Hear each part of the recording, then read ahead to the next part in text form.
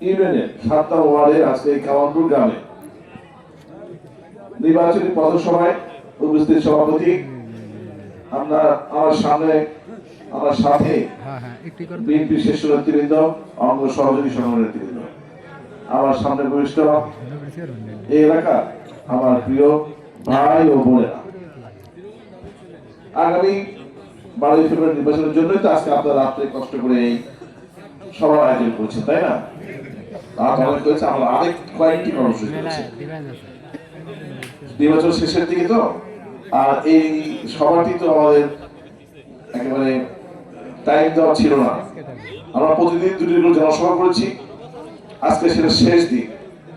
যাই হোক, শুনলাম যে আপনারা কামালপুর, জানি কামালপুর আগেও এসেছি, খুব প্রত্যন্ত এলাকা, রাস্তাঘাট ভাঙা, বাংলাদেশের মধ্যে এত খারাপ রাস্তাঘাট আসলে কোনো জেলায় নেই, কোনো পাবনা জেলার মধ্যে এত খারাপ অবস্থা। যাই হোক, আমাদেরকে তো 12 থেকে নির্বাচনের মধ্য দিয়ে এই রাস্তাঘাটগুলো ঠিক করতে হবে, আপনাদের সার্বিক জীবনে মানদণ্ড করতে হবে। কিন্তু ভাইরা, এই 12 তারিখ নির্বাচনের মধ্যে সাধারণ নির্বাচন নেওয়া হয়। বাংলাদেশে স্বাধীনতার পরে আরো 12টি নির্বাচন হয়েছে, এটা প্রায় 13তম নির্বাচন। নির্বাচন বাংলাদেশের মানুষের জন্য অত্যন্ত গুরুত্বপূর্ণ। তার চেয়ে বেশি গুরুত্বপূর্ণ আমাদের বিএনপি ভাইদের জন্য, কারণ এই নির্বাচনের দাবি আদায় করতে গিয়ে গত 17 বছর আমরা আমাদের 17শো নেতাকে হারিয়ে ফেলেছি। এই 17শো নেতাকে গুম খুনের শিকার হয়েছে, হত্যাচক্রের শিকার হয়েছে। আমাদের কোনো অপরাধ ছিল না। আমরা দাবি করেছিলাম আমরা দেশে গণতন্ত্র চাই, আমরা মানুষের ভোটাধিকার চাই। সুতরাং এই ন্যায্য দাবি আদায় করতে গিয়ে শুধু কি আমরা আমাদের নেতাগুলো নিয়েছি? গত 17 বছরে আমরা 1 লক্ষ মামলায় আসামি হয়েছি, 1 লক্ষ মামলায় 60 লক্ষ আসামি। পৃথিবীর ইতিহাসে বিরল ঘটনা। কোন একটি দলের একটি যৌক্তিক দাবির জন্য এত হয়রানি, হামলা, মামলা, হত্যাযজ্ঞ পৃথিবীর ইতিহাসে বিরল। প্রিয় ভাইরা, সেই জন্য আমাদের বিএনপি নেতাকর্মীদের জন্য এটি অতি গুরুত্বপূর্ণ। আমরা যদি এই গুরুত্বপূর্ণ নির্বাচনটি, তাহলে 17 বছর আমাদের জন্য যা হয়েছে, সামনে আরো অনেক বেশি কষ্ট করতে হবে ভাইরা।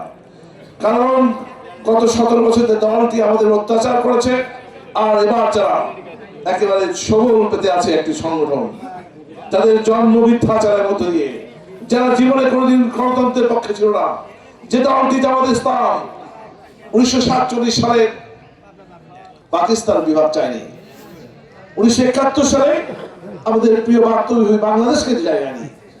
তারা 9 বছর এরশাদের শাসন আমলে এরশাদের কাছে টাকা নিয়ে এরশাদের সাথে নির্বাচন করে জাতির সাথে বারবার বেইমানি করেছে। এই দলটির ইতিহাস কলঙ্কিত ইতিহাস। সেই দলের কাছে ক্ষমতা যায় আপনারা চান বলেন?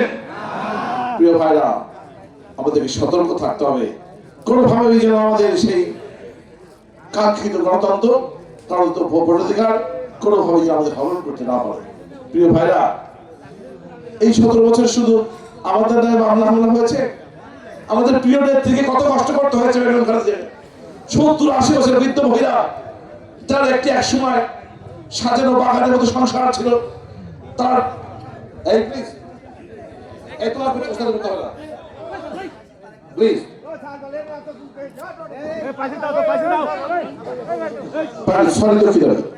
প্রিয় ভাইরা, শুধু কি তাই দেখে, আমাদের প্রিয় নেত্রী বেগম খালেদা জিয়ার একটা সাজানো বাগানের মতো সংসার ছিল, তার 2টি সন্তান ছিল, 2জন পুত্রবধূ ছিল, 3 জন নাতি ছিল।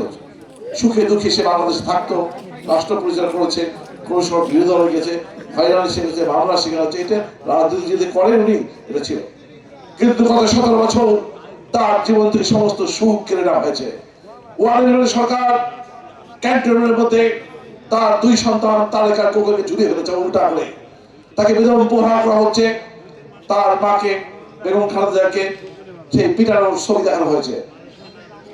খালেদা জিয়াকে বলা হয়েছে, তুমি তোমার 2 সন্তানকে নিয়ে দেশের বাইরে চলে যাও, তা যদি না করো তোমার 2 সন্তানকে তোমার চোখের সামনে পিটিয়ে হত্যা করা হবে।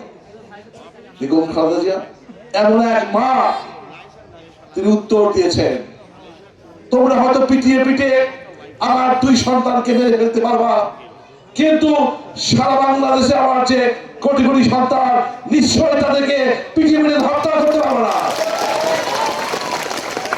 প্রিয় ভাইরা, এই মা বোনেরা, আপনার কাছে প্রশ্ন করতে চাই, পৃথিবীর কি একটি মা আছে যার সামনে সন্তানকে পিটিয়ে পিটিয়ে হত্যা করলে সহ্য করতে পারে? আমি একজন বাবা, বাবার সন্তানের প্রতি মায়া মমতা মায়ের চেয়ে কম থাকে। আমার একমাত্র সন্তান, তাকে যদি এই অবস্থা করা হতো, আমি একটা স্টেট, আমি সন্তানকে নিয়ে বিদেশ চলে যেতাম। আমার ছেলের এই অত্যাচার সহ্য করতে পারবো না। সেই বেগম খালেদা জিয়াকে 17 বছর ধীরে ধীরে কষ্ট দেওয়া হয়েছে, একটি মিথ্যা মামলায় তাকে জেল দেওয়া হয়েছে, 6 বছর কারাগারে রাখা হয়েছে। এমন একটি কারাগার যে কারাগারে একসময় 14,000 আসামি থাকতো, সেই কারাগারটি সরকার পরিত্যক্ত ঘোষণা করে, ব্যবহারের অযোগ্য ঘোষণা করে কেরানিগুলো দিয়ে দিয়েছে। 200 বছর পুরনো ব্রিটিশ আমলের সেই কারাগার, সেখানে জেল দিয়ে 6 বছর আমাদের প্রিয় নেত্রীকে একাকী সেখানে রাখা হয়েছে। দেখেন, কারাগারে রাখলো এবং দুঃসহ জীবন তাকে যাপন করতে হচ্ছে। আমি ব্যক্তিগত জীবনে গত 42 বছর রাজনীতি করতে বহুবার জেল খেটেছি। একবার জেলে গিয়েছি তো কয়েক বছর পর জেল থেকে বেরিয়েছি। একবার জেলে গিয়েছি, কবে জেল থেকে বের হয়েছি তারিখ ভুলে গেছি। কিন্তু জেলখানায় অন্যান্য আরো আসামি থাকে, তাদের সাথে কথাবার্তা বলে সময়টা কেটে যায়। কিন্তু বেগম খালেদা জিয়াকে যে জেলখানায় রাখা হয়েছিল, আমি তুহিন, আমাকে যদি 1 দিন 1 রাত ওই জেলখানায় রাখা হতো, তাহলে আমি মরে যেতাম, আপনারা পাগল হয়ে যেতাম। এমন একটি নির্জন কারাগারে আমার প্রিয়তি রাখা হয়েছে। প্রিয় ভাইরা, এভাবেই আমাদের 17টি বছর আমাদের প্রিয়তি বেগম খালেদা জিয়া, আমাদের নেতা তারেক রহমান, আমাদের বাংলাদেশের লক্ষ কোটি ইতিহাস তৈরিকে কষ্ট করতে হয়েছে, কারণ এই 12 তারিখে নির্বাচন পাওয়ার জন্য, তাই না? যাই হোক ভাইরা, অনেক রক্তপাতের বিনিময়ে, অনেক আন্দোলন সংগ্রামের বিনিময়ে, ছাত্র জনতার গণঅভ্যুত্থানের মধ্যে দিয়ে আমরা একটি পরিবর্তন পেয়েছি।